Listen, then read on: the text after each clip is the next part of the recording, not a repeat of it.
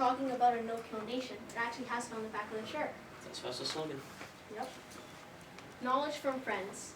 As Emma and Heidi learned more about the rescue and the meaning behind it, they felt more encouraged and more confident in creating a new foundation of their own. One that could do more than their original one could, pushing each other to create Save One Soul.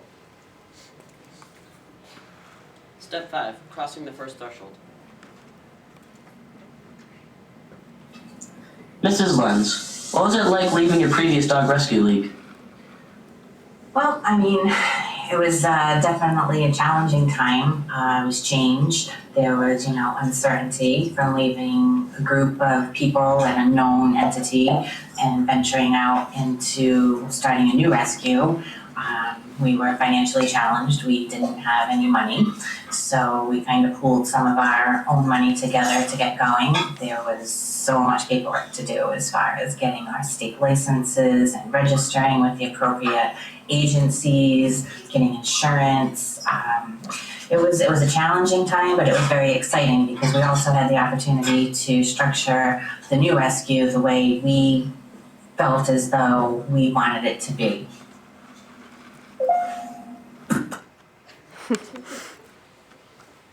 Something new.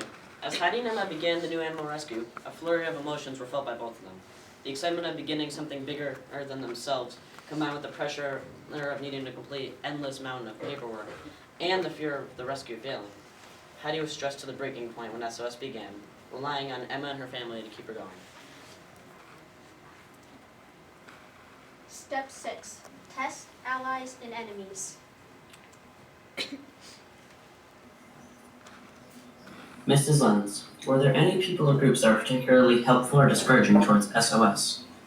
Well, when we first started, I can honestly say that Paws New England, which is another all-breed dog rescue that's local, was extremely helpful to us in getting started. We started just Emma and I, and we had, as I've said, no dogs and no money, and Paws New England really helped us with their mentorship. In particular, one of their co-founders, Joanne, was wonderful to us as far as being able to guide us in the right direction and get us going on the right track to get our rescue started.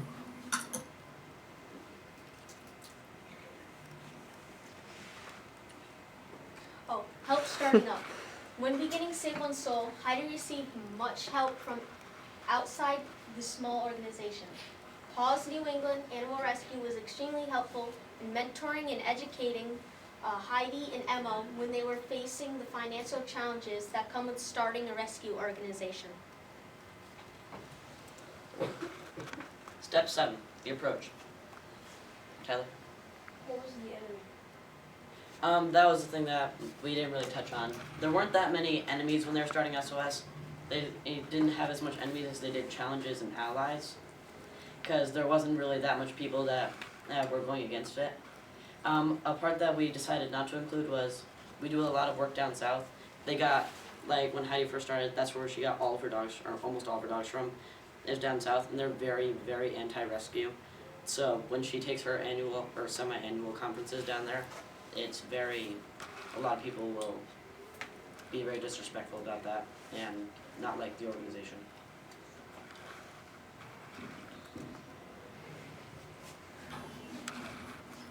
Mrs. Lenz, near the beginning of SOS, were there any times when you felt discouraged and you and Emma had to help each other or work through something together? Yeah, actually, there were a few of those times. I think one thing in particular is when someone thinks about, oh, I've rescued a dog, or I've adopted a dog, or I got a new puppy. It's just a matter of, picking that puppy up from a rescue. The reality is that reputable rescues and legitimate organizations are licensed and regulated by each state that they're allowed to adopt dogs in. And it would be wonderful if in New England, every state had the same protocols for allowing you to adopt dogs for their residents. But in fact, between Connecticut and Rhode Island and Massachusetts, New Hampshire and Maine, all of those states collectively operate with different rules and regulations for bringing dogs in. So for Emma and I to be able to adopt dogs out to families that live in these states, we really had to work through the process of understanding the regulations and getting SOS in compliance so that we were able to be licensed in those states. But that was daunting, but we, persevered and worked through it. And I'm happy to say that we have SOS dogs in homes all the way from New Jersey all the way on up to Maine. A friend to get you through. Even when the necessary paperwork was sorted out, Heidi was ready to start adopting out dogs. Finding the first dog's homes would prove to be more challenging than it seemed. Once a family picked out a dog, obstacle course of regulations and started. That must be acknowledged before a dog can go home with the new owner. The tricky part is that the regulations are different for every state, which living in Rhode Island or being based off Rhode Island, there's going to be a lot of different people from different states trying to adopt. But with help from Emma and Paws New England, Heidi was determined to persevere. Step 8, ordeal. Mrs. Lenz, what is the biggest ordeal or hardship that SOS has faced?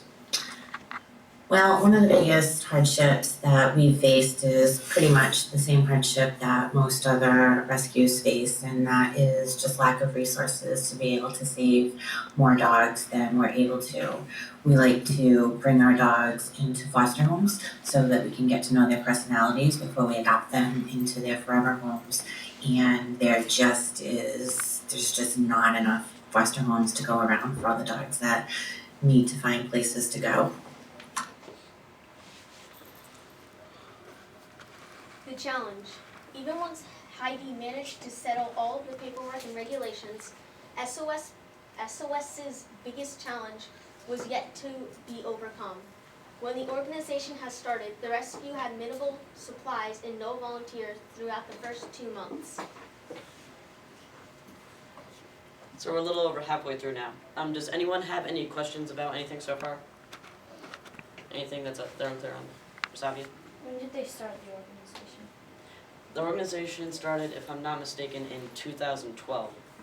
It's only about 3 years old, so it's fairly new. Does anyone else have any questions? All right. So step 9 is the reward.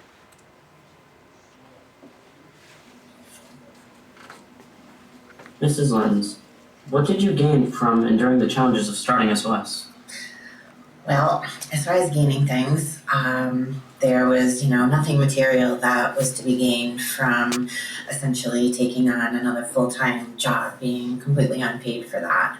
So I really have to look at this from the perspective of, I know that the effort that I've put into SOS has made a difference in the lives for close to 800 dogs.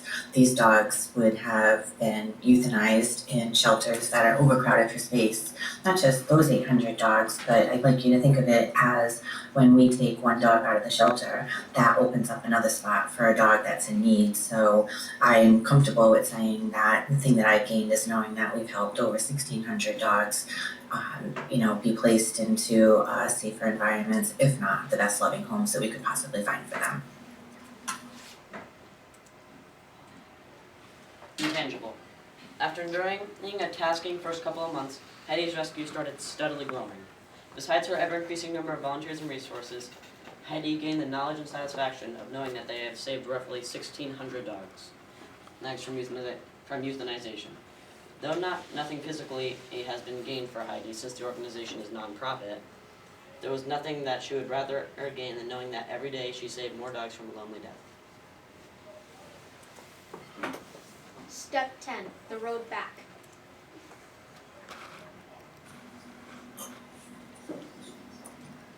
Mrs. Lenz, should it be necessary, what would your vision be for closing SOS?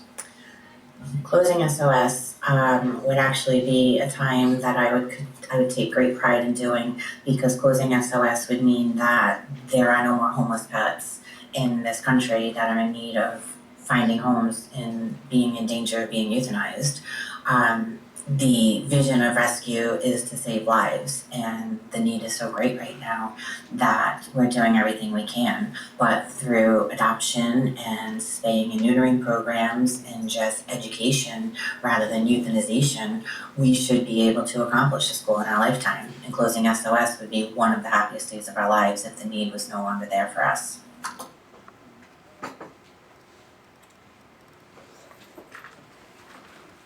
Unnecessary. Heidi's plans for closing SOS ARL are actually a goal. The reason Save One Soul exists is because the U.S. has such a high euthanization rate. On average, 3,288 dogs are euthanized every day in the U.S. And 90% of these dogs are adoptable, but when no one adopts them, they are euthanized. Heidi's dream is to live to see the day when SOS closes, because the day she sees SOS closes is the day that no dogs are killed due to a lack of home or overbreeding.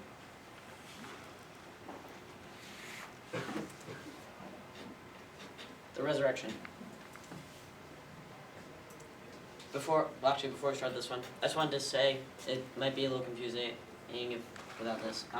She said that to take great pride in the day she closes SOS because they've reached their goal and created a no-kill nation. She did. So when we talk about closing it before she reaches that goal, it's not the same because she would not be happy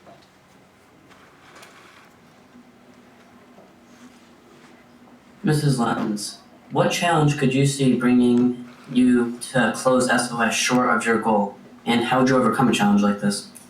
Well, I think the biggest challenge for us that we would face in our lifetime that would make us unable to close SOS would be that the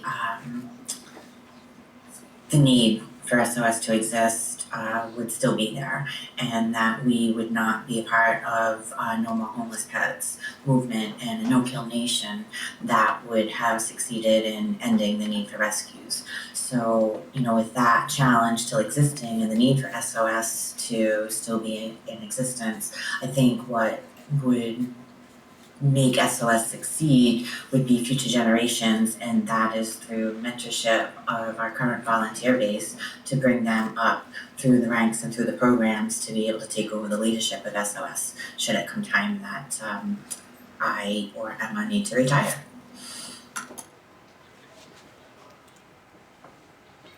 A different perspective. During the interview, Heidi was asked as what could cause her to close SOS short of her goal as a final ordeal, but what she told us was surprising. Heidi stated that as long as there were people willing to keep SOS going, it would not close short of reaching that goal. But what she would see as a challenge closer resembling a final ordeal was being not able to close SOS. Because if SOS was open, there were still ill dogs being killed in the U.S. The only way she could overcome this would be by training the next generations of volunteers to pick up where she leaves off, ensuring that if she can't accomplish the dream of rescue in her lifetime, somebody will. Step 12. Return with elixir.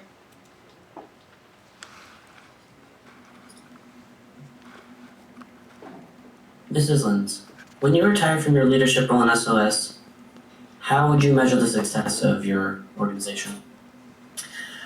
The Save One Soul Animal Rescue League, the success of our organization currently is solely dependent on the number of lives that we're able to save, as well as being able to recruit and train our valuable volunteers in foster homes.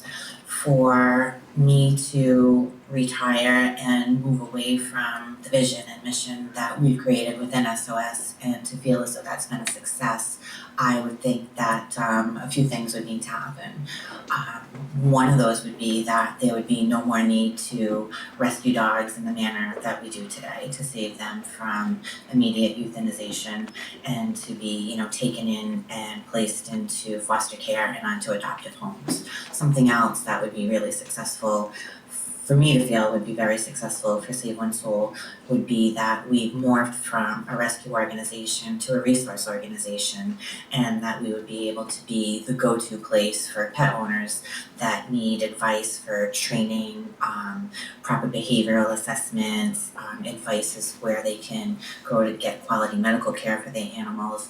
And if we could morph from just trying to keep our head above water to saving lives to actually enhancing the lives of those that we've saved, that would be really, really successful for this organization and all of our volunteers that work so hard to be a part of the mission of No Kill.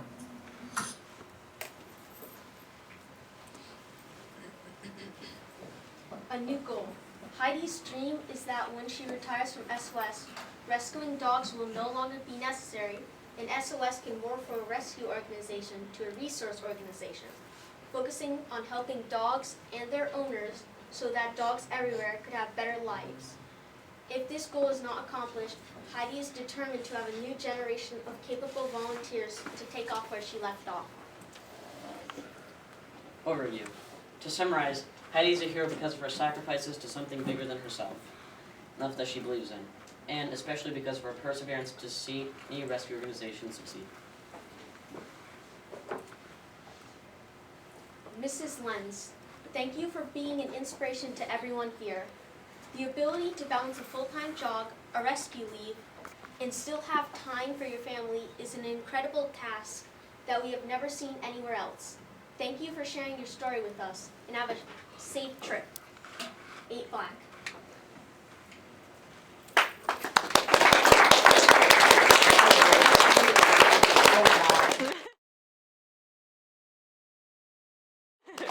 And then the part that I didn't tell my aunt was that we might have accidentally inserted 3 blooper scenes. Awesome. And at least 2 of them were not staged. Mrs. Lenz, what was your first volunteer job like and where was it? My very first volunteer job that I did for dog rescue revolved around picking a dog up from transport and bringing him to a boarding facility. It was something that I felt as though I could do at the time to help save this dog without really knowing the ins and outs of rescue. But I was able to, stop, I don't like that. You do more. I think she's gonna be very happy with this part. This one might have been staged a little. Mrs. Lenz, what would you do for a Klondike bar? What would I do for a Klondike bar? I mean, I'm not getting a Klondike bar. I like Klondike bars so much. How much? So much.